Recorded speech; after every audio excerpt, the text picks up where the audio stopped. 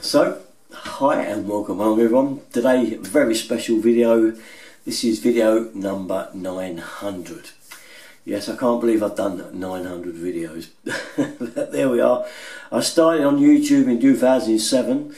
I never did too much until about 2011, which is when I decided to put my life's work and career onto YouTube with the plumbing and heating videos. So I thought, what can I do to celebrate a special event? Well, I think what I'll do is put 6 of my best heating videos on there, I think, for you to have a look at. You can look as long as you want and turn off when you want if it doesn't occur to you that you fancy that particular video, or you can speed on. But it's the only thing I could think to do to make it a little bit special. So you may find some of the videos I've got a moustache and things like that, because they do go right back to 2011, some of the older ones. Heating things though are still relevant. It doesn't matter that they're that old, they still are the same fixes even today. Although the technology may have moved on in the 9 years, it's still plumbing is plumbing is plumbing. Okay, with that in mind, enjoy and watch as much or as little as you want. You may have seen one of these before, in which case you won't want to watch it. You may not have done. So I'll leave it to you. Enjoy it anyway, and I'll catch you on video 901 shortly, I expect. Okay, bye bye. Hi, welcome along everyone. Today's little job is one that can be a little bit tricky. It's the problem of combination boilers and that sealed system when you want to get inhibitor or system cleaner put into your central heating system, and you're kind of a bit stuck as how you're going to do it. Anyway, look, I'll show you one of the ways that I do it if your radiator hasn't got the usual lugs to feed in the fluid. So what I'm going to do is show you those first, and then how we're going to get around that problem. So here we have the end of a normal type of radiator in most people's houses or dwellings, and you literally undo that plug there. Well, when you drain the system, we do that first, don't forget everybody. Or if you're just putting a little bit of fluid in, bit of top up inhibitor, then you only need to drain a little bit out, enough out this radiator, and you can tip it in. Now to that end I always use one of these. This is the Easy Fill, makes life a lot easier. You can see it just screws in there. Once that comes out, you screw that in and just tip your inhibitor in there. I've got a video on how to do it, it's very easy, and I'll also give you the link if you want to buy one of these to make your life easier. I've got the Amazon link for it. But okay, so that's very easy. But what do we do if we haven't got one of those and all our radiators have got these instead, which I'll show you now. Here now is some of the radiators that are fitted a lot, and what have you got? You've got a bleed valve, yes, and you've got one up the other end, but there is no way of getting any inhibitor into these type of rads. A lot of other rads do have just the end stop, as shown in the video just now of the rad upstairs in the bathroom, but it's sealed in and it doesn't unscrew.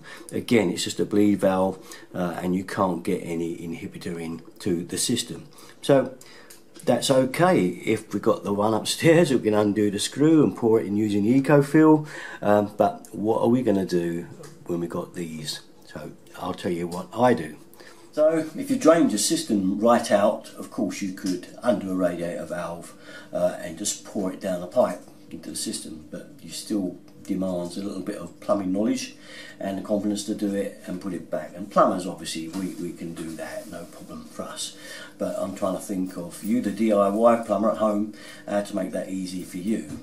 So as I say, if you drain the whole system out, you can still put your inhibitor this way in, or even if you just drained a little bit out of the water just to drop the pressure and get it away from the boiler enough, which is what I'm going to do now. You can just top a little bit up if you think you've lost a bit, or you may have changed the radiator or done something or had a little leak and you've lost an inhibitor, but you want to just top it up a bit, bring it back to strength. Then this is, say, the way that I think is the best way to do it. So first off, locate your drain valve. Mine handily is right here on this radiator. Yours could be anywhere in the system, usually on the lower level if you're in a 2-story house. Have a look for it, it's usually downstairs. In a bungalow, could be anywhere. but you should find it somewhere. Okay, it's very handy for me, that one there, because if I take it up here, my combi is literally just there, so I've only got to drain a very small bit out. So, to open the drain valve, your pliers on, and undo the end screw here. Okay. Now say, if you're just adding a little bit of inhibitor in to top up, you don't need to drain too much. If you are drain the whole system, then drain it all, and when it's all finished, open all the air cocks and all the radiators. That will let the air into the system and empty the entire lot. You'll have nothing left. Can you hear it sucking there now? It's sucking the water out. If you have a look at your pressure gauge, it should be dropping away right now. You can see there's mine there. And it's fell away to 0 straight away because we're draining the water down. What I'm going to do now, as I say, is open the air cock on the rad, the other end on this one, and just let the air in. Right, so we've drained the system, or took the amount out that you want to put your inhibitor in, or it could even be system cleaner if you've got a bad blocked up system.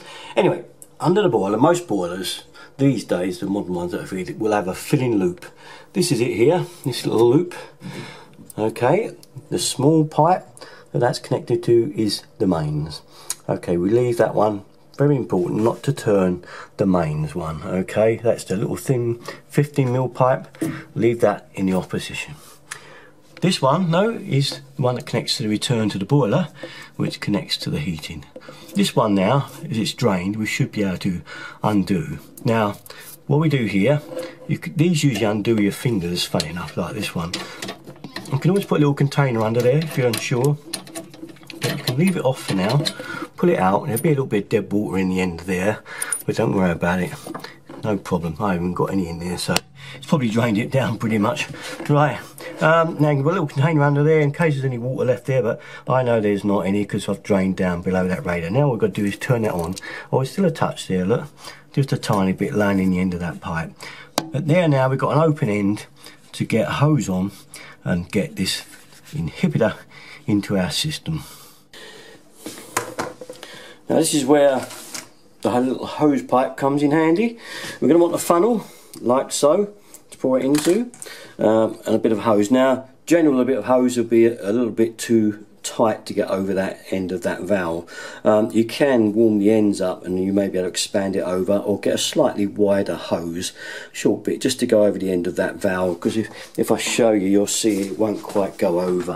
There it is, and it's just a bit too tight, as you can see. I've made a special little bit up that fits it. So this here is my airlock hose. I use it to clear air out of systems.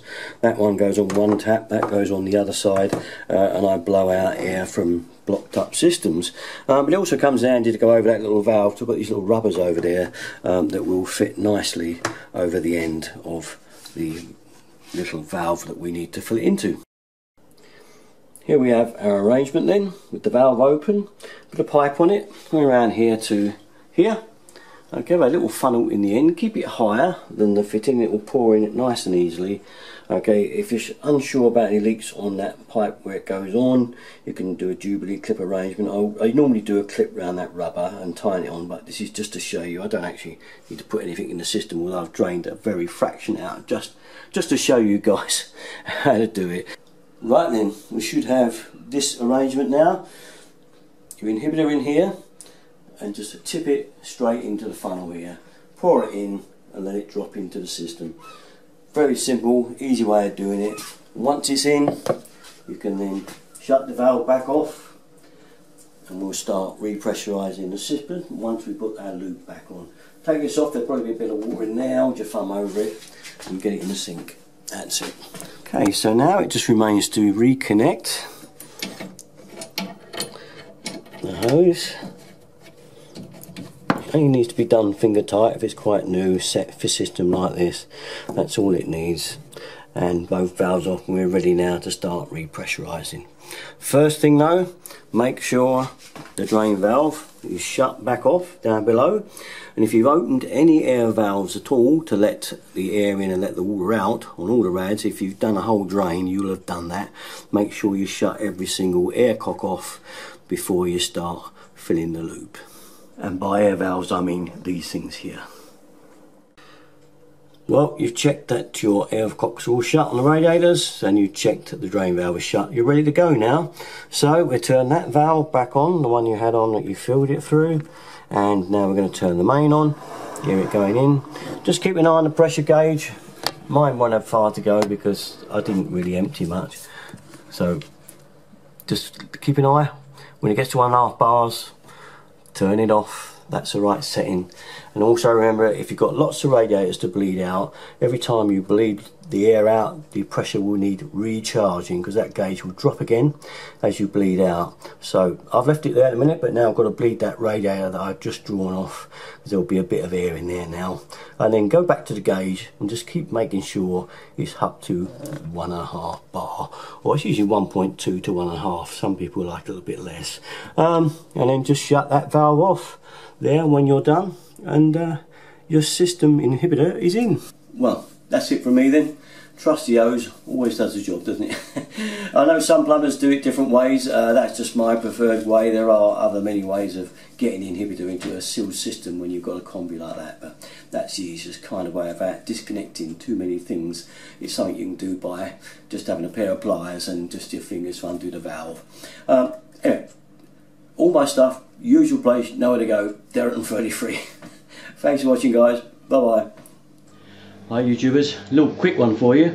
It's how to get the air out your central heating pump. If your pump gets air in it, or you've drained it, the system, and now you find it's not working properly, this is one to get the air out your pump. It's very simple. If I'll show you under here, here's my pump, and it's under there it is.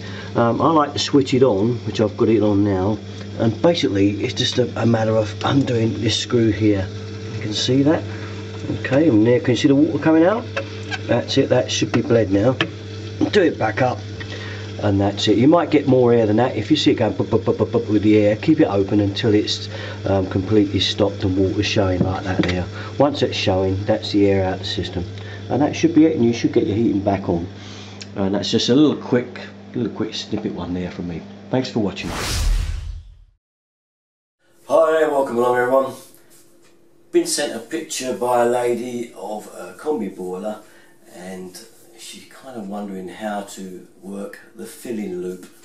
The boiler has lost pressure, it's dropped below 1/2 bar and is no longer working. She needs to refill it up, but she says, how do I connect the filling loop up to pressurise it in the first place? It's hanging outside and I've no idea quite how it goes. So I've put mine back as it was when mine was first installed, with the filling loop hanging off with a couple of plugs, to show you the picture that she sent me as her boiler is now. Here then is the picture I got sent. As you can see, our filling loop is hanging like this on the photograph, like mine was actually when it was fitted, and a couple of blanking caps have been put on there. So she's wondering how to connect this back up. She's a bit worried whether it will leak, things like that. Well, it's no big deal, no big science. Going to show you, it's very easy to do. We'll go through it now. We should only need one little spanner, one small adjustable spanner will do the job.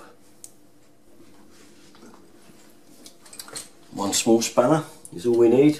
Make sure the valves are in the off position, that's across the pipe, like so. Okay, if they're like that, they're on. Okay, so it's like that, they're on. So make sure the valves are across the pipe like that, and you'll know they're off. It will be anyway, they generally are. Small spanner on the nuts here. Start this side, they're not very tight. They've got little washers in, little rubber seals. Washers and rubber seals in the back. There'll be a little bit of drip of water there, nothing much. I mean, you should know if this was on, because if you started to undo it, it would start spurting water out of there, and you'd know it was on. There'll be a little drip water there, you can see it, just a little bit. What's in there and in the back of the pipe. Undo that one, undo this one, and it should be all off. About my right hand in a way. As you can see, there's like little washers inside there, like so, to seal it up. Now on your hose that's now off, you'll see it has little washers on there also, and that's to seal it when we put them in the pipe. So this is the very easy part as well. It's no big deal on this either. So we'll connect this one first. So there, you can see it. Push that in like so, the spigot and do up the nut. Very easy. This should only need to be hand tight, but you can give it a little nip if you want to. It's not the end of the world. Same thing again, that's part like that, as you can see, and just push it in and you feel it go and do it up. And give that a twist. Okay, now keep my boiler fire up there. It's just gone because it's on preheat. Okay, now you shouldn't need to do these up, but you can, if you want to, if you're not sure, you can give them a little nip. Just give it a tiny nip with a spanner like that. And like that, you don't want to break those lugs off, okay, just a little tweak. But generally you don't need to do that, okay, and that is on. Now, you can leave that on. I mean, I always leave mine on. Some say, you know, for people who have children maybe, best take it off, you know, in case they got fiddled with the valves. The lady also said to me, okay, when I've done this, what about if the valve gets left on? Now, there's two valves that have to be turned on to top up a combi. And if for some reason one was left on, you've still got the other one, but should that get left on and the boiler started filling, she said, would the boiler blow up? Will it, you know, will it burst with water pressure? And I know she's got a point there, but no, we'll be okay actually, because boiler manufacturers have thought of that. And up inside the boiler here is a valve, and it's called a pressure relief valve. So if the pressure on the gauge reaches more than 3 bar, the gauge, the little valve opens and allows the water to shoot down the pipe outside. So you'd see the water outside running if one of those valves was left open. And that little valve just protects the boiler from too much pressure going in there. We call it a PRV valve, but it's just a pressure relief valve, a little safety device. Okay, so that's about it. Now you can fill it either way. You can, you know, you can leave that one on and fill it by that one, or vice versa. It doesn't matter. Mine is a little bit low, so it does need a little bit of a top up. My gauge is kind of up under there, so I will take this camera off the stand and just show you filling it up a little bit. Mine is a little bit low. So I've opened one of the valves. I've just got one to open, and my gauge is up there. I hope you can see it there. It's a little bit dark. I'll lighten the film up a little bit so you can see it, hopefully, going up as I turn this valve on. And in it goes. There you hear it go. I usually like about between 1 and 1.5 bars. And that will do me fine. And that looks about it to me. There you are then, not too bad a job, is it? I always leave the filling loop on, that's my preference. I prefer just to be able to top it up as and when I need to. It shouldn't be that often if you've got no problems, just every now and again. And that's the job actually. One very last thing, don't forget to turn both the valves in the off position, okay? Quite important. Okay, that's about it on this cold November morning. We certainly need a combi boiler, don't we, Mo? Bit chilly out here, I can tell you that. Okay, till I catch you next time, you know where to go for all my stuff. Darren33. Thanks for watching, everybody.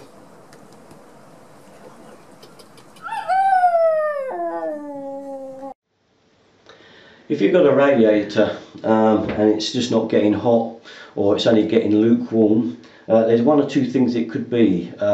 If you've already bled it and there's no air in it, then you've exhausted that problem. Do that first.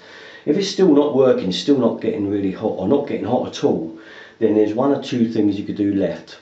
One is to turn the radiator off, both ends, take the radiator right outside and flush it through with clear water, and then put it back because it may be sludged up. But if it's quite a new rad like this and it's not going, it's more than likely the system's unbalanced. What that means is you may have had work done in the past, an extra rad fitted or one moved, or some work done where you've had a radiator removed and put back on the wall, and it may not be air that's in the system. It could be the fact that the system's now unbalanced and you're not getting enough heat to get to this radiator. So what to do? Quite simple. Go to every radiator in your house, every single one, upstairs and downstairs, and turn them all off on the one valve at the end. Turn every radiator off except for the one that is not working. Then put your heating on, run it, and this rad that wasn't getting any heat should get very nice and hot indeed. It should really warm up. Once it has, because it's the last rad on the system that goes cold because it's furthest away from the boiler, like this one. So what we do is leave them running and go back to each radiator, turn them just half a turn each. Make sure you do them just half a turn, and then gradually work around the whole house so that all the radiators are hot, including the dead one. Now the one that's closest to your boiler will probably, that radiator will only want cracking open a little bit.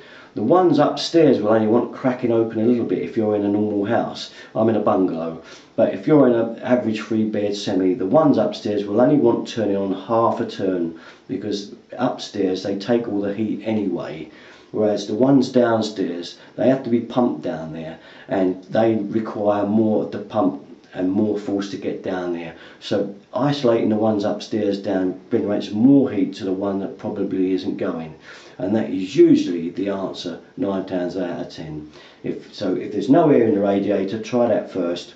Secondly, try taking the radiator out and flushing it if it's an old radiator, only if it's an old one and it's been a long time. If you've got Fernox in the system, there's no need to take it out at all because it will be quite clear already. So if that's not the answer, you know then the only thing it can possibly be is to shut all those radiators down and force it through to the one that's not going. Once you've done that, as I say, back all the radiators off, and if it's one that's downstairs and the ones upstairs are really hot, turn them all down and just turn the radiator back half a turn. All these valves, shut them right down and just click it back half a turn. That's all, just half a turn back, and that's all that we need. But the main one that isn't going, make sure that is full on first, and I'm pretty certain that you will find that that will come on. So all the ones that aren't going, turn them all the way down. Okay, that's off, and then just turn them half a turn, no more than that, half a turn. Now that half a turn on all the ones upstairs will be enough, because they will rob the heat anyway. Okay, and then just work your way back toward the radiator, making sure the one that isn't going stays hot as you turn them back on, and they will be balanced once again. And once again, that cold radiator will be warm once again as it was, or as it should have been before it's fitted. Okay.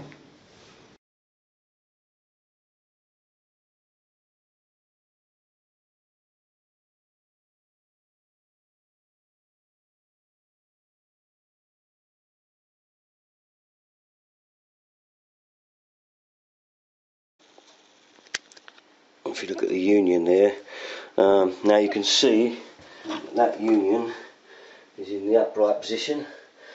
Okay, it's starting to weep a bit, which isn't a very good sign. Sometimes it means the union might need replacing if they start leaking, which still means you have to drain it down. But nevertheless, I'm going to take it off and show you this way to change it over. So the next thing is to get this nut loose. Now, it's no point, these nuts, trying to undo them with a spanner, just putting a spanner on and hoping it'll undo. It's very unlikely, because they're usually seized on with the heat. The heat makes them stick, and they need a shock to undo them. So it's never just a case of putting a spanner on there and hoping that that's going to do it, because it won't. The only way is going to be with what I use, and a lot of people will, woo, a hammer and chisel. Okay, sounds mad, but the shock will undo the nuts. So that's what I'm going to show you next. Because I guarantee you, the only way you undo these nuts is by giving them a clout. This nut goes up that way, so you've got to clout it back that way. Tap.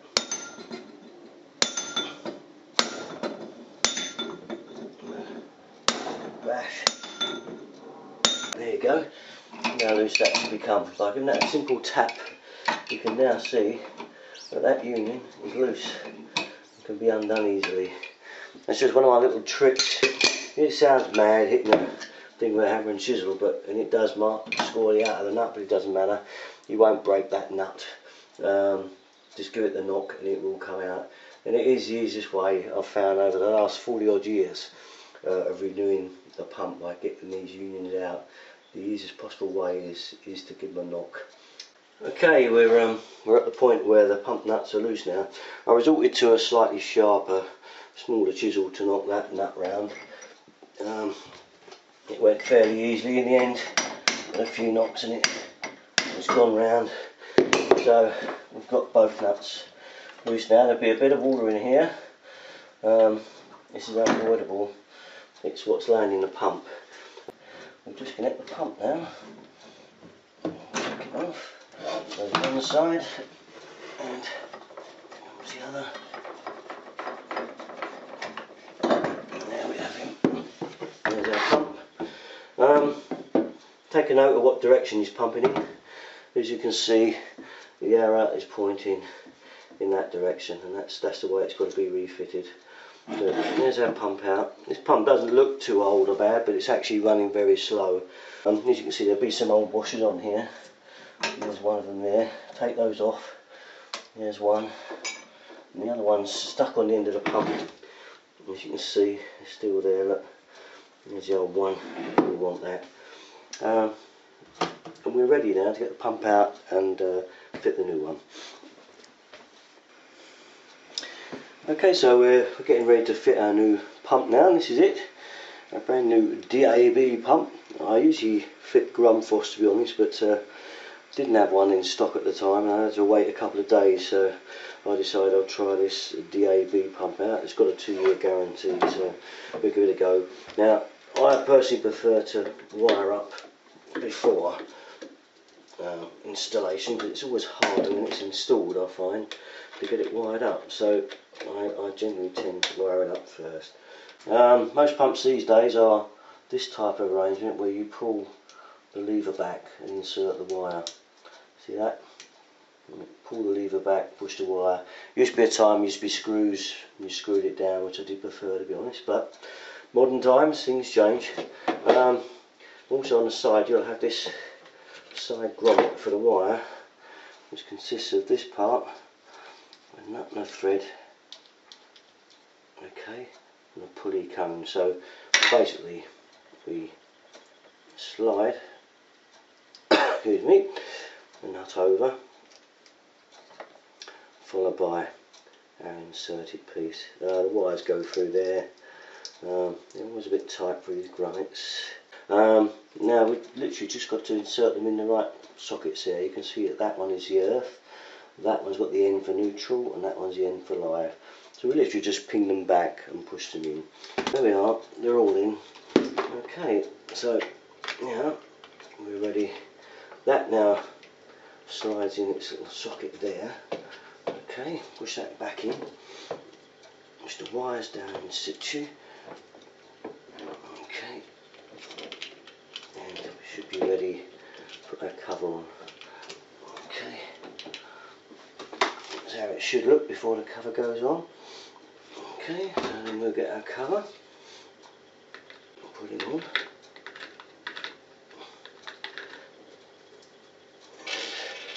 Screw them back up, and at least it's wide, ready when it does go back on those unions. It's ready for go. Put him back down. Now the hardest part now, if you like. This is the part where we fit the pump back in. Make sure we've got the right direction on the arrow, same as the one you took out. Don't have it reverse pumping, it will never work. Okay, we've got to get this washer on. I tend to pull this nut forward and slide the washer on there with the nut holding that ring on. So we'll get him. Now washer's now sat inside that union there, so that we're going to get that nut on first. Just concentrate on one at a time, don't try and get them both. Okay, push it over. And there we are, we've got our first one on. Leave it loose while we get the second one. We've got it started. It's fiddly as hell, believe me, getting it started. But I've had this pipe in the way, so I had an extra excuse. Being right-handed is a bit tough getting that nut done. Well, it would have been even worse if I'd been left-handed. Get about it. So probably had the best deal there. Okay, you see it's left as a gap here to get this washer in for the second one. We'll get him in there. I have the pump connected now. Now one of the last things to do, assuming you didn't have a leak like I've got, is just to vent the top of the pump. Now because you put a new pump in, there's a little screw on the top which allows you to get the air out. You just unscrew that and bleed it, let the air out. A lot of people do it with the pump on when it comes out as well then, just to let it out. Just let that air out there. and then screw it back down. Okay, and basically that's your job finished. Hope it's been of some help to you, and I'll see you next time. Hi everyone, welcome along. Today I'm going to show you how to renew the head on a 3-port valve. This is the most popular Honeywell one, and it's a sprung return mid-position valve. So I'm going to show you just how we can just easily take that off and renew. Personally, I like to renew the whole of the valve when they go, but you can just do the head, and obviously it's a cheaper option and it saves you draining the whole system down. So without delay, I'll show you what to do. Okay, first off, you'll see a little lever at the side of your valve there. Just pull that up into the manual position. That's the manual position over there, and you lock it up into that little groove like so. Once it's locked in there, then it's fine to take the head off now. Okay, so that's the first part. Okay, at the back of the valve, usually where the writing is here, you'll see a screw there, and it holds the cover on. So we just undo this screw here. You don't have to undo it fully, it only needs to come undone a few turns and the top will come off, and usually just lifts away like so, exposing the valve. So once you have your cover off, you'll find there's 2 screws that hold the motor to the body of the valve. There's one on this side, and if we flick it over, you'll see the other one there. Alright, now what we've got to undo. Don't get confused with this one, it's this one. Okay, so get your screwdriver, it's the flat screwdriver head there, and just turn it. They don't even have to come right out. Once they feel loose there, that's enough to take the motor off. You don't have to go all the way out, that's it. Turn it round for the other one, again the same. And so it doesn't need to come right round, they just go round and round when they get to the end of the threaded part. And it should just come away like so. And there we have it. There is the body of the valve, and that's the part that doesn't go wrong that often, but sometimes if there is a fault with that part, it could be what's burning the valve head off. So be warned, if you've already fitted one of these, it's only lasted a short time, there's probably a problem with the body of the valve. Okay, so that's just something to bear in mind. But to get that off, that is now off and ready for a replacement. Now, as you can see here, if all your springs and so forth are all okay on the valve, they're all actually, none of them are broken or they're okay, you can actually just renew the synchronous motor part here, this bit on its own. And if you undo this screw here, I'll expose the wires there so you can see it, that one there, you can take the motor off and undo these wires into this block and just renew this part. And that is even cheaper again, and you'll find I've got links to Amazon ones that I sell through the site on there if you want to just buy the motor, which is really cheap, or I recommend the whole thing, but you can, if funds are tight, just buy the synchronous motor on top. So without delay now, we'll stick the top back on. Righto, so we're saying you have a new head here ready to go on. There's the hole in the bottom to line up with the valve spigot there. Okay, so all you've got to do literally is put them together like so. You can see that, just in the hole, enter it in and line it up, and it will line straight on. You can see the screws popped out ready to go on, and just screw it back in place. Okay, so that side and the other side, there it is, there's the screw. They don't come out, they're locked in place, so you haven't got to worry about losing the screws. They just stay there and just tighten it up. That's it, that's on there. You still have your screw on the back, so when you're ready for your cover, get your cover. You know that is the hole for the screw, and just pop it over there, slide it down over the screw like so, and do the screw up. I'm not going into the wiring of the thing because I'm taking it you're competent to wire the thing up. It is just a case of numbering the wires that come out and putting them back in the same place, but if you are a bit worried about doing that, get an electrician in, okay, to do that part if you're worried at all about that. But basically that is how to renew the motor, and leave the three-way valve there and save yourself a lot of trouble with draining out and all the rest of it. You know, you get airlocks and all sorts of problems once you've got to drain it out, and you've got to top up your inhibitor. I've got a video on here for renewing the whole body of the valve. I've actually done one, so there's a whole job on there if you want to renew the whole thing. It's not as bad as it seems. Alright, so I'll link that up for you so you can see that video if you want to watch that one to renew the whole thing. Alright, well that's about it from me. Thanks very much for watching. Usual place, Derriton 33 for everything I've got. Okay, keep the faith guys. Bye bye.